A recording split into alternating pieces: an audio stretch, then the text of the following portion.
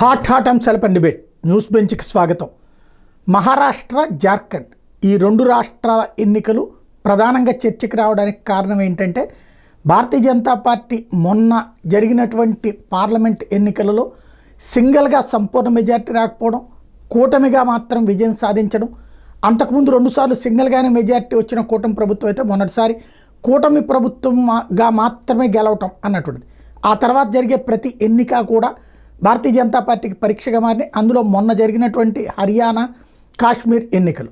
ఆ తర్వాత ఇది మహారాష్ట్ర దేశంలోనే ఫైనాన్షియల్ క్యాపిటల్గా పేరు పొందినటువంటి స్టేట్ కాబట్టి దాని కాన్సన్ట్రేషన్ అందరిదే ఉంది. జార్ఖండ్, మహారాష్ట్ర ఈ ఎన్నికల ఫలితాలలో ఓ రకంగా చెప్పాలంటే భారతీయ జనతా పార్టీకేమో మహారాష్ట్ర ఘన విజయం అయితే జార్ఖండ్ పెద్ద దెబ్బ అని చెప్పాలి. అదే సందర్భంలో కాంగ్రెస్ పార్టీకి మాత్రం రెండు చోట్ల దెబ్బని చెప్పాలి. కాంగ్రెస్ పార్టీ జార్ఖండ్లో సాధించినటువంటిది పోటీ చేసిన దాంట్లో సగం కూడా గెలుచుకోకపోతే మహారాష్ట్రలో వచ్చేటప్పటికి దారుణమైనటువంటి దెబ్బతిన్నటువంటి పరిస్థితి. ఈ ఫలితాలని ఎలా విశ్లేషించాలి అంశానికి సంబంధించి మాట్లాడేందుకు ప్రస్తుతం మనతో పాటు ఉన్నారు రాజకీయ విశ్లేషకులు దుగ్గరాజు శ్రీనివాస్ గారు. నమస్తే అండి. నమస్కారం. మహారాష్ట్ర ఎన్నికల ఫలితాలను మీరు ఇలా ఉంటుందని ఊహించారా? లేదండి, ఇలా ఇంత భారీ మెజారిటీ వస్తుందని బహుశా ఎవరూ ఊహించినట్టుగా లేదు. ఇంత వన్ సైడెడ్గా ఎన్నికలు జరగడం అనేది మంచిది కాదు, కానీ జరిగింది. మనం తీర్పు అలా ఉంది కాబట్టి. ఎందుకంటే ఆ రాష్ట్రంలో ఉన్నటువంటి పరిస్థితులు ఏవైతే ఉన్నాయో ఆ పరిస్థితులు ఏవి కూడా అధికార పార్టీకి అనుకూలంగా లేవు. అక్కడ ఉన్నటువంటి నిరుద్యోగ అంశం కానీ, రైతాంగ అంశం కానీ అన్నీ కూడా వ్యతిరేకమైన అంశాలే ఎక్కువ కనిపించాయి ప్రచార సమయంలో మనకు కనిపించినటువంటిది, లేదా ఎన్నికల ముందు వెళ్ళినటువంటిది.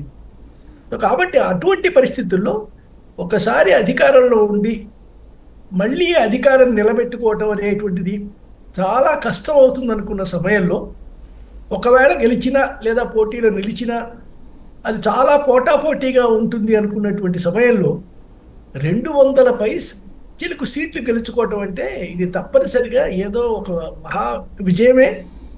ఏదో గొప్ప ప్రణాళిక ప్రకారం వాళ్ళు పనిచేసి ఉంటే తప్పించి ఇలాంటి అవకాశం వచ్చే అవకాశం లేదండి. అందుకని ఇది ఆశ్చర్యకరమైనటువంటి గెలుపే ఇది. రైట్. అంటే ప్రస్తుతం పక్కన మొన్న జరిగిన పార్లమెంట్ ఎన్నికల్లో వచ్చిన ఫలితం ఏమో పూర్తిగా భిన్నంగా వచ్చింది. ఈ ఎన్నికల్లో ఫలితం పూర్తిగా భిన్నంగా వచ్చింది. దాన్నే ఇది ఈవీఎంల విజయం అన్నటువంటి వాదన చేస్తున్నారు. అంటే ఈవీఎంలు ట్యాంపరింగ్ అనే దాన్ని నేను అంగీకరించనండి. ఎందుకంటే నేను కనీసం 1983 లేదా ఎన్నికల తర్వాత తొలిసారిగా గుడివాడ బై ఎలక్షన్లో మన రాష్ట్రంలో ఈవీఎంలు వాడారండి. గుడివాడలో అప్పుడు వచ్చినటువంటి బై ఎలక్షన్, రావి సోమనాథుడు గారు ఎవరో చచ్చిపోతే వచ్చిన బై ఎలక్షన్. నేను అప్పటి నుంచి ప్రతి ఎన్నికలో కూడా నేను పీఓగా పనిచేశానండి. 2004 వరకు కూడా దాదాపుగా అన్నీ కూడా ఈవీఎం మిషన్లతో జరిగినటువంటి ఎన్నికలే. ఇవన్నీ కూడా మన చేతికి ఇచ్చి పరీక్ష చేసుకోమని ఇస్తారు. నేను పీఓగా నేను చేతిలోకి తీసుకున్న మిషన్ని, నాకు ఇచ్చిన మిషన్లన్నీ కూడా నేను టెస్ట్ చేసి చూశాను. ఏది కూడా ఏ మిషన్కి ఆ మిషనే ప్రోగ్రామ్డ్ అండి ఇది. సో ఇంకొక రకంగా దాన్ని ట్యాంపర్ చేసేటువంటి అవకాశం మాత్రం మిషన్గా లేదు. మనిషి ఎవరైనా, అంటే నేను పీఓగా ఉన్నా, నేను నిజాయితీగా లేకపోతే నేను అక్కడ ఓట్లు వేసేటప్పుడు మార్పులు చేయవచ్చేమో. అది కూడా ఇప్పుడు వీవీప్యాట్ వచ్చిన తర్వాత అది కూడా కష్టమే. మొదట్లో అది కూడా ఉండేది కాదు. కాబట్టి ఈవీఎంలు ట్యాంపర్ చేశారు, కేవలం ఈవీఎంల వల్లనే మేము ఓడిపోయాము అనేటువంటిది వాళ్ళని సమాధానం పరచుకోవడం కోసం వస్తుంది తప్పించి, గెలిచిన చోట మరి ఎలా కర్ణాటకలో గెలిచారు కాంగ్రెస్ వారు, కేరళలో తెలంగాణలో గెలిచారు, కమ్యూనిస్టులు కేరళలో గెలిచారు, డిఎంకే ఇక్కడ గెలిచింది, మద్రాసులో తమిళనాడులో గెలిచింది, బెంగాల్లో మమతా బెనర్జీ గెలిచింది, నిన్న మొన్న జరిగిన జమ్మూ కాశ్మీర్లో కూడా ప్రాంతీయ పార్టీలు గెలిచాయి, హిమాచల్ ప్రదేశ్లో. కాబట్టి ఇది రకరకాలుగా రేపు మాపు జరిగే ఎన్నికల్లో మళ్ళీ ఢిల్లీలో ఆప్ గెలవచ్చు. కాబట్టి ఇన్ని రకాలుగా జరుగుతున్నప్పుడు కేవలం ఈవీఎంల మ్యానిపులేషన్ వల్ల లేదా ట్యాంపరింగ్ వల్లే ఏదో ఒక పార్టీ, ఏ పార్టీ అయినా సరే, ఎవరు ఆరోపించినా సరే, 2019 ఎన్నికల్లో చంద్రబాబు నాయుడు ఆంధ్రాలో ఓడిపోయినప్పుడు కూడా సణిగాడు. పూర్తిగా ఆరోపణ చేయలేదు కానీ సణిగాడు, అందువల్లే ఓడిపోయామని. కానీ అది మాత్రం నిజం కాదండి. దాన్ని మాత్రం ఎవరు ట్యాంపర్ చేయలేరు. ట్యాంపర్ ఫ్రీ మెకానిజం ఉంది దాంట్లో. కాబట్టి గెలుపు ఓటమిలకి మరేవో కారణాలు ఉండి ఉంటాయి, కానీ ఈవీఎంల ద్వారా మోసపోయాము అనేటువంటిది సరైనటువంటి వివరణ మాత్రం కాదండి. భారతీయ జనతా పార్టీ ఇక్కడ వరుసగా మూడోసారి సింగిల్ లార్జెస్ట్ పార్టీగా రావడం, 3 సార్లు వరుసగా అధికారం. అంతకుముందు వరుసగా 2 సార్లు కాంగ్రెస్ ఎన్సీపీ అధికారంలోకి వస్తే వరుసగా 3 సార్లు, మధ్యలో మాత్రం ఒక 2 సంవత్సరాల పాటు శివసేన, ఎన్సీపీ ప్లస్ కాంగ్రెస్ ముగ్గురు కలిసి ప్రభుత్వాన్ని ఏర్పాటు చేశారు. సింగిల్గా బీజేపీ వచ్చినా సరే. అంటే ఈ వరుసగా 3 సార్లు అనేటటువంటి దాంట్లో అక్కడ ఏమన్నా సెంటిమెంట్ మారుతోందా, లేదంటే కనుక ఉద్ధవ్ థాకరే పరిపాలనను మధ్యలో చూసినటువంటి వాళ్ళు అది వద్దనుకున్నారనుకోవాలా? బీజేపీ బలం పెరగడానికి కారణం మాత్రం ఉద్ధవ్ ఠాక్రే తీసుకున్న నిర్ణయమేనండి.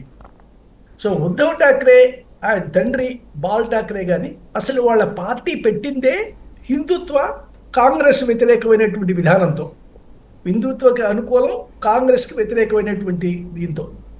పైగా బాల్ ఠాక్రే ఎప్పుడూ కూడా తను ఏదో రిమోట్ కంట్రోల్ లాగా బయట ఉండి ప్రభుత్వంలో ఉన్న వారిని నేను ఆడించగలను అనుకున్నాడే కానీ ఏనాడు ఆయన పదవి ఆశించలేదండి. ఆయన కోరుకుంటే ఆ రోజు ముఖ్యమంత్రి అయి ఉండేవాడేమో శివసేన బీజేపీ కాంబినేషన్లో. కానీ మేము ఎప్పుడూ కూడా పదవులకు దూరం అనేటువంటి మాట ఠాక్రే కుటుంబం ఎప్పుడూ చెప్తుండేది. ఉద్ధవ్ ఠాక్రే కూడా ఒకసారి అదే చెప్పాడు. కానీ 2019 తర్వాత ఎన్నికల్లో బీజేపీతో కలిసి పోటీ చేసి ముఖ్యమంత్రి పదవి కోసమే ఆయన బయటకు వచ్చేసి కాంగ్రెస్తో చేతులు కలిపాడు. ఇది చాలామంది శివసైనికులకు నచ్చలేదండి. అసలు మనం ఏమిటి, మన పార్టీ విధానం ఏమిటి, మన పార్టీ పుట్టుక ఏమిటి. కాబట్టి మేము నెమ్మదిగా ఆ నిర్ణయాన్ని వ్యతిరేకించే వారంతా కూడా, సో గెలిచే పార్టీ బీజేపీ అంటే వారంతా కూడా కాంగ్రెస్ వ్యతిరేక భావజాలం కలవారు. శివసేనలో ఉన్న వారంతా కూడా, బాల్ ఠాక్రే నమ్మిన వాళ్ళంతా కూడా. దానివల్ల బీజేపీకి బలం పెరగడం మొదలెట్టిందండి. అంటే గెలిచే పార్టీకి ఓటు వేయటం అనేటువంటిది ఓటర్ మనస్తత్వం కాబట్టి, సో హిందుత్వాన్ని నమ్ముకున్న వాళ్ళు శివసేనని క్రమంగా వదిలేసి, ముఖ్యంగా బాల్ ఠాక్రే వర్గాన్ని వదిలేసి బీజేపీ వైపు మొగ్గు చూపడం మొదలెట్టారు. అది బీజేపీ బలాన్ని పెంచిందండి. సింగిల్ లార్జెస్ట్ పార్టీగా 150 సీట్లలో 100 పై సీట్లు 120 సీట్ల దాకా ఏదో గెలిచినట్టారు. ఇంత స్ట్రైక్ రేట్ అనేటువంటిది ఏ పార్టీకి అంత సులభం కాదు ప్రజాస్వామ్యంలో, మహారాష్ట్రలో. కాబట్టి ఆ ఓటంతా ఇటు వచ్చేసిందండి. బాల్ ఠాక్రేకి వెళ్లాల్సిన శివసేన ఓటంతా కూడా ఇటు వచ్చేసింది. రెండోది, బొంబాయిలో అంటే మహారాష్ట్ర ముఖ్యంగా ఒక రకమైనటువంటి అభద్రతలో ఉన్నారండి హిందువులు అక్కడ. సో వాళ్ళ మీద బొంబాయిలోనే ఇవి జరిగాయి, బాంబు దాడులు జరిగాయి. పాకిస్తానీ ముష్కర్లు, కసాబ్ లాంటి వాళ్ళు దాడి చేసింది కూడా బొంబాయి నగరంలోనే. సో అన్ని రకాలుగా బొంబాయి నగరాన్ని కనుక మనం ఏదైనా చేయగలిగితే, ఆర్థికంగా దెబ్బతీయగలిగితే, సో మనకు అది ఈజీగా లొంగిపోతుంది భారతదేశం అనే పాకిస్తాన్ కుట్రలో భాగంగా ఇక్కడ జరుగుతోంది. కాబట్టి ఈ వ్యక్తిగతమైన భద్రత అనేటువంటిది చాలా ప్రధానమైన అంశంగా ప్రజలకు ప్రచారంలోకి తీసుకెళ్ళగలిగిందండి బీజేపీ. సో మేము ఉంటేనే మీకు భద్రత, జాతీయ భద్రత, రాష్ట్ర భద్రత, మీ వ్యక్తిగత భద్రత, దానికోసం మమ్మల్ని గెలిపించండి అని ఈ విషయాన్ని కూడా నమ్మినట్టుగా కనిపిస్తుంది. ఎందుకంటే నేను బయటికి వెళ్ళాను అనుకోండి ఆఫీస్కి, నేను క్షేమంగా ఇంటికి రావాలి, ఎప్పుడు ఎక్కడ బాంబు పేలుతుంది అనేటువంటిది భయంతో ఉండకూడదు నేను. సో ఈ భద్రత అనేటువంటిది ప్రధానంగా అంశంగా అక్కడ చేయబట్టే గ్రామీణ ప్రాంతంలో కూడా గెలవగలిగారండి. సో నిజానికి మరత్వాడ ప్రాంతంలో ఉన్న రైతు సమస్యకి బీజేపీనే బాధ్యురాలు. అక్కడ ప్రభుత్వం ఉంది కాబట్టి కేంద్రంలో అక్కడ. అయినా సరే గెలిచారు అంటే ఈ భద్రతా అంశాన్ని జాగ్రత్తగా లోపలికి చొప్పించగలిగినట్టుగా ఉందండి. రైట్. అంటే ఇక్కడ శరద్ పవారు తన కుమార్తెని రాజకీయ వారసురాలని చేయాలనుకున్నారు. ఉద్ధవ్ థాకరే తన కుమారుడిని రాజకీయ వారసుడిగా చేయాలనుకున్నారు. ఆవిడ్ని సీఎం చేయాలని ఆయన, ఆయన్ని సీఎం చేయాలని ఆయన. ఇక ఇప్పుడు వచ్చిన రిజల్ట్ చూస్తే భవిష్యత్తులో ఏమన్నా వీళ్ళు ఎమర్జింగ్ లీడర్లు అవ్వడానికి అవకాశం ఉంటుందా? నిజంగానే ఈ రెండు కూడా తప్పిదాలండి. వారసత్వ రాజకీయాల్లో శరద్ పవార్ ఎంతకాలానికి రిటైర్ అవ్వడా ఇక రాజకీయాల్లో నుంచి. ఆయన ఆరోగ్యం సహకరించకపోయినా, వయసు మీద పడినా, నేనే నాయకుడిని అనేటువంటి పద్ధతిలో ఆయన నడుపుతున్నాడు రాజకీయాల్ని. అది కూడా రెండో రకమైనటువంటి, అంటే తన తర్వాత వచ్చేటువంటి నాయకుని సక్రమంగా తయారు చేయలేదండి ఆ పార్టీలో.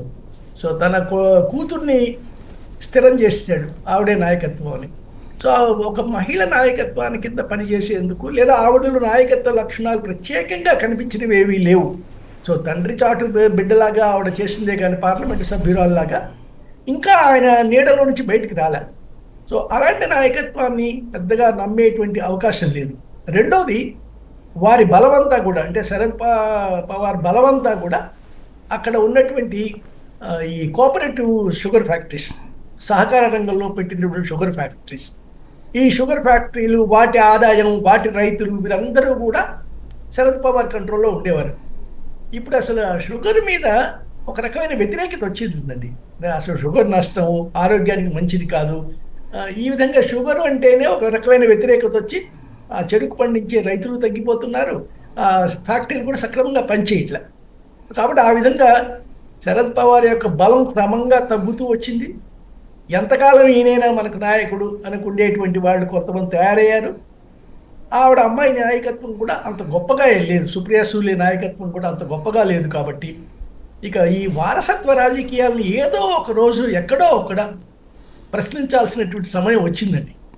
సో కాబట్టి ఇప్పుడు సుప్రియా సూలే రేపు మళ్ళీ ఏం చేస్తారని తెలియకపోయినా ఈసారి మాత్రం అంత సీనియర్ నేత అయినటువంటి శరద్ పవార్ని నువ్వు ఇక చాలు అనేటువంటి మాట ఓటర్లు అన్నట్టుగా ఉందండి స్పష్టంగా. మహారాష్ట్ర ఎన్నికల ఫలితాలు ఓవరాల్గా చూస్తే 2/3 స్థాయికి అన్నటువంటి దానికి వెనకాల షిండేని ముఖ్యమంత్రిగా పెట్టడం కారణం అనుకోవాలా, లేదా భారతీయ జనతా పార్టీ కారణం అనుకోవాలా? రెండు అండి. షిండే ముఖ్యమంత్రిగా గొప్పగా చేసింది ఏం లేదండి. బట్ ఆర్గనైజేషనల్గా అతను వేసుకున్నటువంటి ఎత్తుగళ్ళు, అంటే అతనికి బలంగా ఉన్నటువంటి పూణే, మన ఈ ఏరియా ప్రాంతాలు ఏవైతే కొంకణ్, పూణే ఏరియాలు ఏవైతే ఉన్నాయో వాటిల్లో అతను జాగ్రత్తగా ఫోకస్ చేసేయండి. ఈ ముగ్గురు కూడా బీజేపీ కానివ్వండి, శివసేన షిండే కానివ్వండి, ఆ తర్వాత అజిత్ పవార్ కానీ, ఎవరి ప్రాంతంలో వాళ్ళు ఫోకస్ పెట్టారు. వాళ్ళ ప్రాంతంలో బలం ఎక్కడైతే ఉందో వాళ్ళకి ఆ ప్రాంతం మీద ఫోకస్ పెట్టారు. సో ఎక్కడా కూడా లీడర్షిప్ క్లాష్ లేదు, అంటే నేను నువ్వు అనేటువంటి లేదు. సో షిండే మేము ఎన్నికల తర్వాత కూడా ముఖ్యమంత్రిగా కొనసాగిస్తాం అని బీజేపీ ఒక ఎత్తుగడగా ప్రకటించిందా, నిజంగానే ఉద్దేశపూర్వకంగా చేస్తోందో తెలియదు, కానీ అది చాలా కలిసి వచ్చిందండి. సో శివసేన నాయకులకి ఒక నమ్మకం కలిగి మన నాయకుడు ఎదుగుతాడు అనేటువంటిది. కాబట్టి కేవలం ఎత్తుగడల పరంగా ఆర్గనైజేషనల్ స్ట్రెంగ్త్ అండి వాళ్ళకు ఉన్నటువంటి, బీజేపీకి ఉన్న ఆర్గనైజేషనల్ స్ట్రెంగ్త్. సో ఈసారి పూర్తిగా 2024 లోక్సభ ఎన్నికల సమయంలో ఆర్ఎస్ఎస్ బీజేపీకి అనుకూలంగా పనిచేయలేదు. సో వాళ్ళ కార్యకర్తలు దాదాపుగా ప్రచారానికి దూరంగా ఉన్నారు.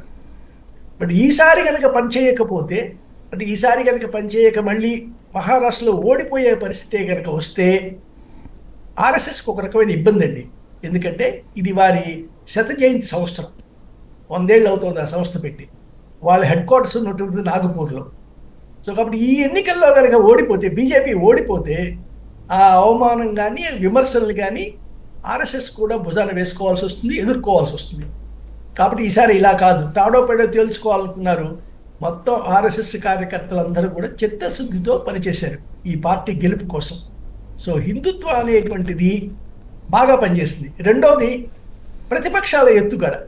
ప్రతిపక్షంలో ఉన్నటువంటి కాంగ్రెస్, శరద్ పవార్ కానివ్వండి, ముఖ్యంగా రాహుల్ గాంధీ కానివ్వండి, వాళ్ళ ఎత్తుగడ ఏమిటంటే ముస్లిం ఓటు మొత్తాన్ని ఏకీకరణ చేయటం, కన్సాలిడేట్ చేసుకోవటం, హిందూ సమాజాన్ని విడగొట్టడం.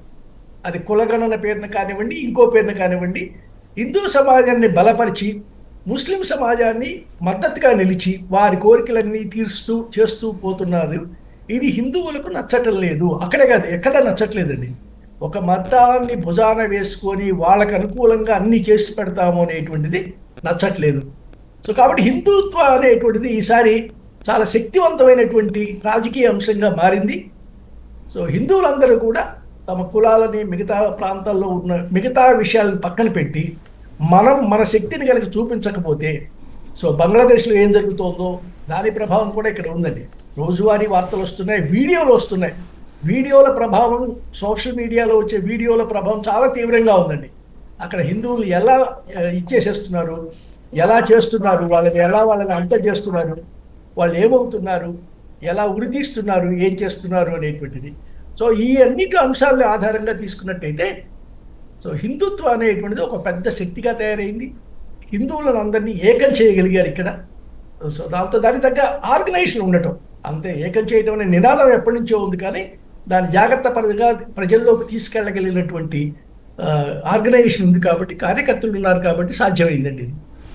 మరొక ప్రధానమైన అంశం ఇక్కడ మహారాష్ట్రకి సంబంధించి ఇప్పుడు ఎలక్షన్స్ ముందు వచ్చేటప్పటికి నేను పోటీలో లేను అని షిండే, నేను పోటీలో లేనని అదే ఫడ్నవీస్, ఇట్లా ఎవరి కాళ్ళు చెప్పుకొచ్చారు అజిత్ పవార్. ఇవాళ ఎలక్షన్ రిజల్ట్ రాగానే ఫడ్నవీస్ ఏమనలేదు, బీజేపీ ఏమనలేదు, కానీ షిండే క్లియర్గా చెప్పుకొచ్చాడు. తక్కువ సీట్ల సంఖ్య ఆధారంగా కాదు సీఎం అన్నటువంటిది, వాళ్ళ అబ్బాయి మా నానే సీఎం అని ప్రకటించాడు. అజిత్ పవార్ భార్య వెంటనే మా ఆయనే సీఎం, ఆయన కూడా సీఎం రేస్లో ఉన్నాడని ప్రకటించారు. అంటే అలాగా ఎలక్షన్ అయిపోగానే ఇంకా రిజల్ట్ కూడా పూర్తిగా అనౌన్స్ కాకముందే వచ్చింది. ఇది ఎలాంటి పరిస్థితి అవుతుంది? అంటే ఎత్తుగడ పరంగా అయితే బీజేపీ ప్రస్తుతానికి తగ్గే ఉంటుందండి. సో వాళ్ళు ఎన్నికల ముందు ఎత్తుగడగానే చెప్పినట్టున్నారు, మేము సింధేనే కొనసాగిస్తాం మా ముఖ్యమంత్రి అనేటువంటిది. So Ajit Pawar already deputy సీఎంగా ఉన్నాడు, ఫడ్నవీస్ డిప్యూటీ సీఎంగా ఉన్నాడు. సో ఈ ఏర్పాటుని నిజానికి ఇంకెవరినన్నా బీజేపీ ఇంకొక నాయకుడిని డిప్యూటీ సీఎం చేసి ఫడ్నవీస్ని పార్టీ జాతీయ అధ్యక్షుడు చేసే ఆలోచన కూడా పార్టీలో ఉందండి. లేదా ఆయన కేంద్రంలో మంత్రిగా తీసుకోవడం, ఇలాంటి ఆలోచనలు ఉన్నప్పటికీ కూడా ఫడ్నవీస్ని రాష్ట్రంలో ఉంచితేనే కంట్రోల్ ఉంటుంది. అనుభవం కలిగిన వాడు, నిజాయితీ పరుడు అనేటువంటి పేరున్నవాడు కాబట్టి ఆయన ఇక్కడే ఉంచుతారేమో. బట్ నా అంచనా ప్రకారం అయితే తొందరపడి ప్రస్తుతం ఉన్నటువంటి ఏదైతే ఏర్పాటు ఉందో, ముఖ్యమంత్రి ఎవరు, ఉప ముఖ్యమంత్రి ఎవరు అనేటువంటిది, దాన్ని మాత్రం మార్చరండి. కనీసం 1-2 సంవత్సరాల పాటు షిండేని కొనసాగించవచ్చు. ఎందుకంటే బీజేపీకి ప్రస్తుతం కావాల్సింది పవర్. షిండే అక్కడ సీఎంగా ఉన్నప్పటికీ కూడా బీజేపీని కాదని ఆయన చేయగలిగింది ఏమీ లేదు. కేంద్రంలో ఉన్న పెద్ద బీజేపీ నాయకుల కంట్రోల్ అతని మీద ఉంది, పక్కన ఫడ్నవీస్ ఉన్నాడు. కాబట్టి అతను ఏదో పనులు చేయటానికో, తిరగబట్టడానికో, కాదని చేయటానికో ఎక్కడా అవకాశం లేదు. అంతగా బిగించేశారు కూడా. బీజేపీ కావాల్సింది వచ్చే లోక్సభ ఎన్నికల్లో మొన్న జరిగిన దెబ్బ ఏదైతే ఉందో, మొన్న లోక్సభ ఎన్నికల్లో మహారాష్ట్రలో అంత తక్కువ సీట్లు, అంటే 13-12 వచ్చాయి, 45 సీట్లలో చాలా తక్కువ సీట్లు వచ్చాయి. సో అలాంటి అనుభవం మరొకసారి జరగకూడదు. కాబట్టి ఇప్పటి నుంచి కూడా కన్సాలిడేషన్, పార్టీ కన్సాలిడేషన్, కొత్త వాళ్ళని చేర్చుకోవడం. పార్టీలను ఇప్పుడు ఎలాగో శివసేన ఒక ఉద్ధవ్ ఠాక్రే బలహీనపడ్డాడు కాబట్టి దాంట్లో ఉన్న వాళ్ళు ఎవడొస్తామంటే వాళ్ళని తీసుకోవడం, అదేవిధంగా ఎన్సీపీలో ఉన్న వాళ్ళని, మొత్తం మీద పార్టీ కన్సాలిడేషన్ అనేటువంటి దానికి ప్రాధాన్యత ఇస్తారండి. విస్తరించాలి, మహారాష్ట్ర లాంటి విశాలమైన రాష్ట్రంలో విస్తరించాలి, ఎక్కువ సీట్లు గెలుచుకోవాలి, ప్రభావం చూపించి లోక్సభలో ఈసారి మరొకసారి ఇలాంటి బలహీనమైనటువంటి కోయిలేషన్ మీద ఆధారపడి చేసే పాలన కాకుండా 2029 కానీ ఇంకా ముందే జమిలీ ఎన్నికలు తెచ్చినా కానీ సో మనది అనేటువంటి ముద్ర పడాలి. దానికోసం మొట్టమొదటి ప్రయత్నం జరుగుతుంది, కానీ సీఎం పోస్ట్ కోసం అంత కంగారు పడి బీజేపీ ఉన్న ఏర్పాట్లను పాడు చేసుకునే అవకాశం అంతా తక్కువ అండి. జార్ఖండ్ ఎన్నికల ఫలితాలను ఎలా చూస్తారు? జార్ఖండ్లో కూడా మొత్తం మీద ఎగ్జిట్ పోల్స్ ఎగ్జాక్ట్ పోల్స్ కాలేదు, అయిపోయింది. అక్కడ ఎన్డీఏ గెలుస్తుంది అని అందరూ అంచనా వేశారు, కానీ ఎగ్జాక్ట్గా ఫలితాలు పూర్తిగా భిన్నంగా వచ్చాయి.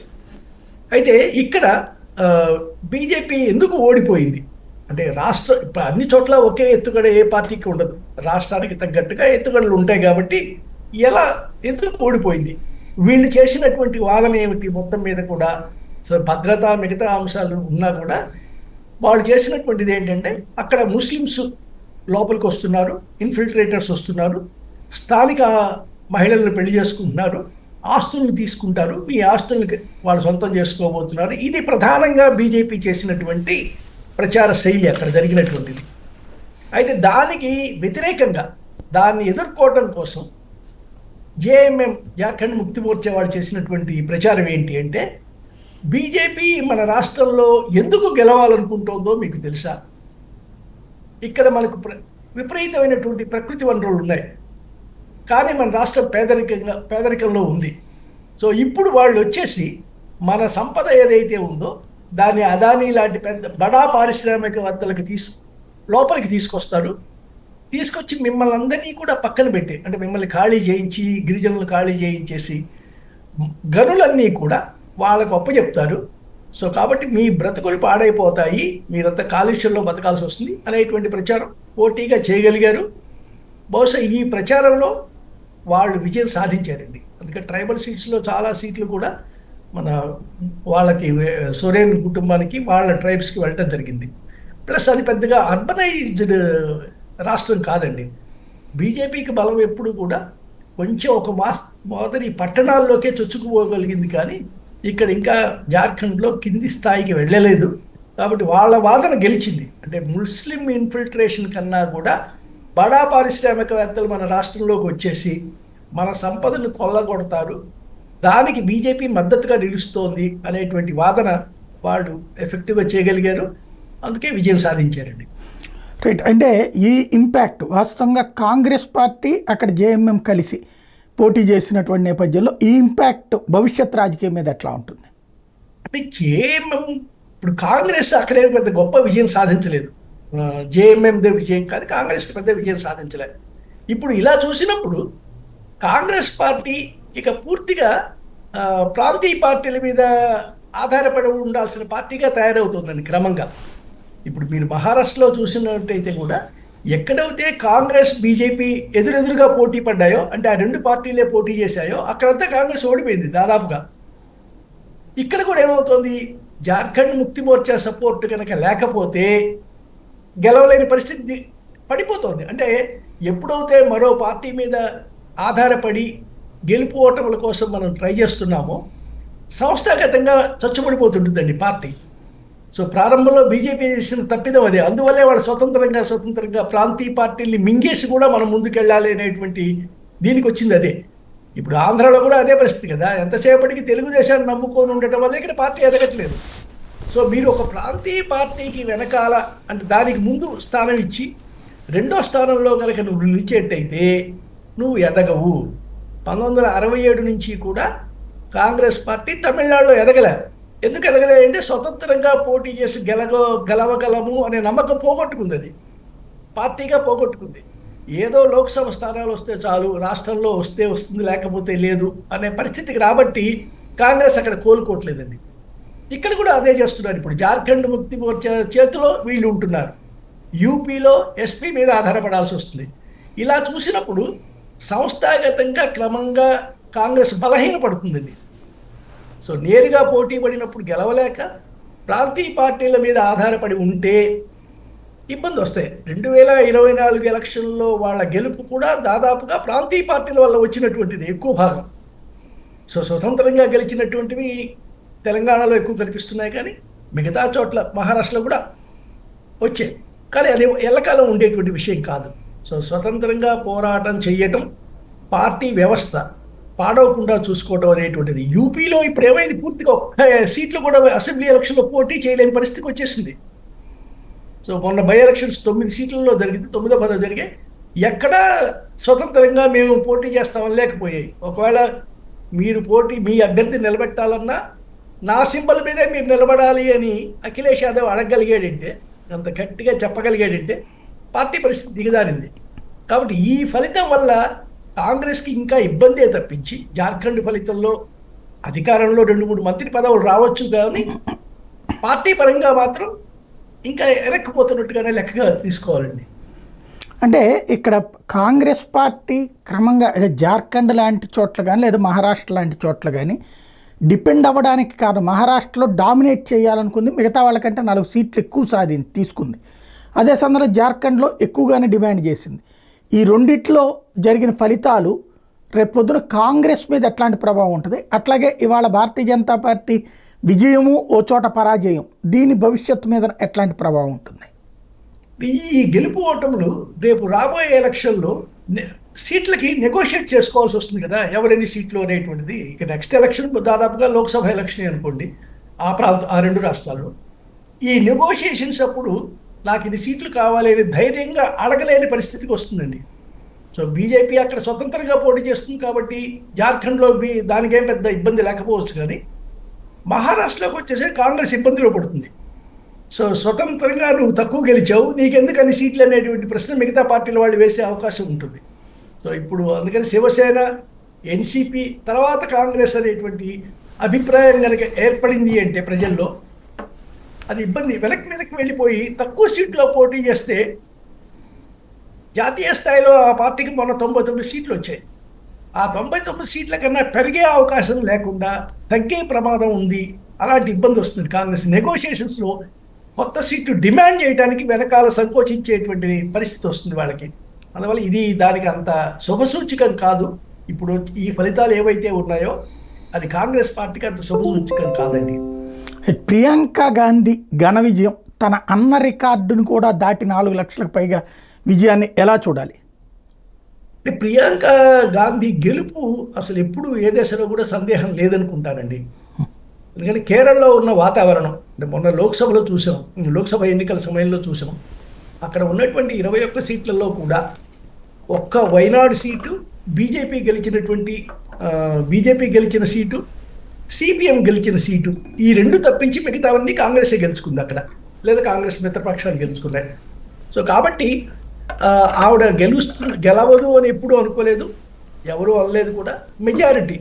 సో ప్రస్తుతానికి మాత్రం ప్రియాంక గాంధీ గ్లామర్ గర్ల్ అండి.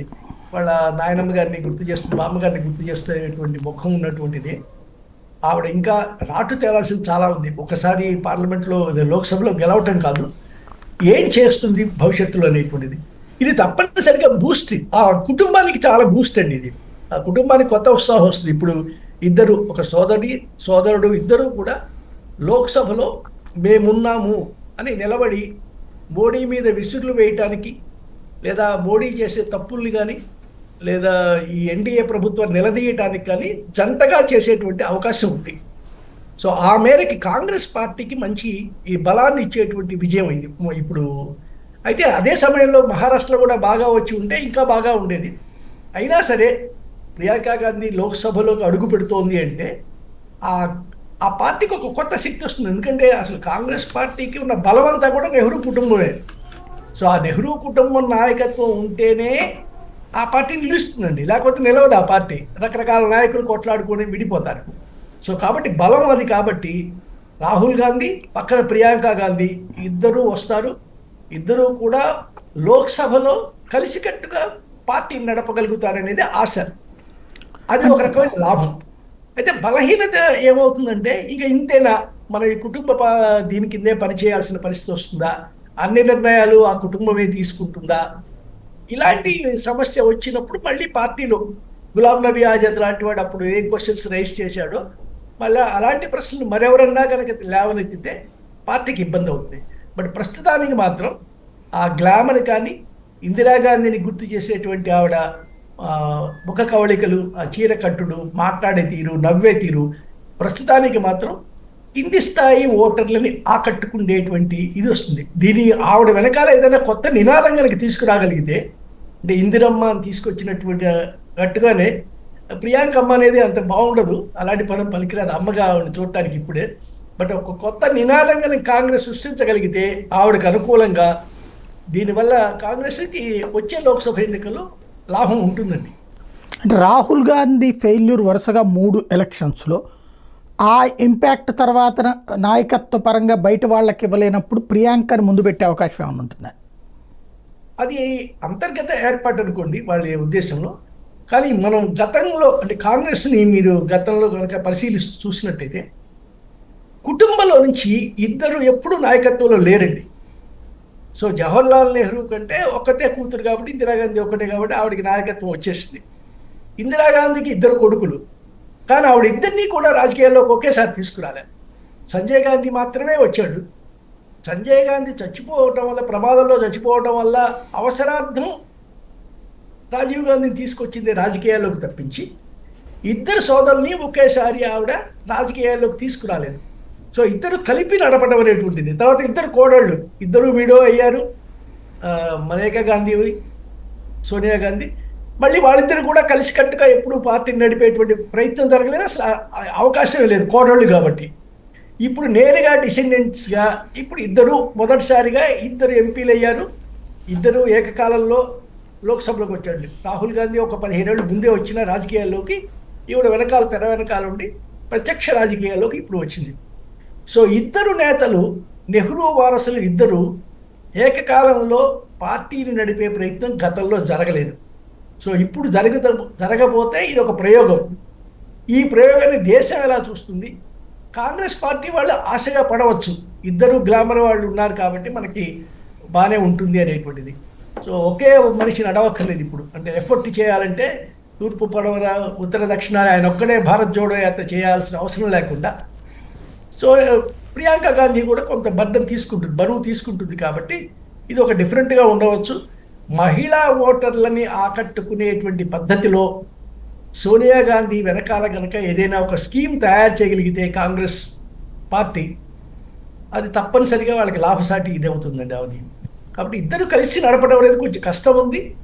మరి ఎవరు వాళ్ళకేమో పార్టీలో రాహుల్ గాంధీ పెద్దగా ఎఫెక్టివ్ కాదనే అభిప్రాయం కింద వాళ్ళకు ఉంది, రెండో స్థాయి నాయకులకు ఉంది. అలాగని ఈవిని ముందుకు తీసుకురావడానికి రంగం సిద్ధం చేయడానికి కొంచెం టైం పడుతుందండి. ఉత్తరప్రదేశ్ ఎన్నికల్లో కూడా బై ఎలక్షన్స్లో ఈ దఫా మెజారిటీ భారతీయ జనతా పార్టీ సాధించగలిగింది.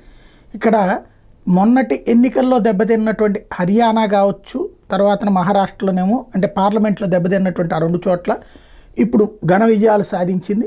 అదే సందర్భంలో ఉత్తరప్రదేశ్లో దెబ్బతిన్నటువంటి చోట కాస్త బై ఎలక్షన్ ఘన విజయం అయ్యింది. ఈ 3 తర్వాత భారతీయ జనతా పార్టీ పుంజుకుందనుకోవాలా, లేకపోతే వీటిని జనరల్గా Bharatiya Janata party రిజల్ట్తో compare చేయక్కర్లేదా? BJP పుంజుకుంది అనే మాట కన్నా కూడా బీజేపీలో పార్టీలో ఉన్న ఒక లక్షణం ఏమిటంటే, అది నిజంగా ఒక రాజకీయ పార్టీకి ఉండాల్సిన లక్షణం. సో ఎక్కడ తప్పు జరిగిందో దాన్ని గుర్తించి సరిదిద్దుకొని తదుపరి ఎన్నికల్లోకి వెళ్ళటం అనేటువంటిది రాజకీయ పార్టీకి కానీ నాయకుడికి కానీ ఉండాల్సినటువంటి లక్షణం ఉంది. ఆ లక్షణం బీజేపీలో బాగా ఉంది. సో పోయినసారి ఎందుకు ఓడిపోయాము అనేటువంటి దాన్ని అనలైజ్ చేసుకొని దాన్ని దిద్దుబాటు చేసుకుంటూ రంగంలోకి దిగుతోంది. సో పోయినసారి ఉత్తరప్రదేశ్లో ఓటమిలో కారణంగా వాళ్ళు చెప్పుకుంది ఏమిటంటే, అప్పట్లో వాళ్ళు పార్టీలో అంతర్గతంగా మాట్లాడుకున్నది కూడా, ఈయన కొన్ని పేర్లు ఏవైతే సజెస్ట్ చేశాడో యోగి ఆదిత్యనాథ్ ముఖ్యమంత్రిగా, వాటిని కేంద్ర నాయకత్వం అంగీకరించలేదు. సో వాళ్ళేదో వాళ్ళ సొంత ఆలోచనతో వాళ్ళు తీసుకొచ్చి మనుషులు పెట్టారు. యోగి ఆదిత్యనాథ్ చెప్పినటువంటి ఏ నియోజకవర్గాల్లో ఎక్కడైతే ఆయన చెప్పిన మాట చెల్లలేదో అక్కడల్లా ఓడిపోయింది బీజేపీ.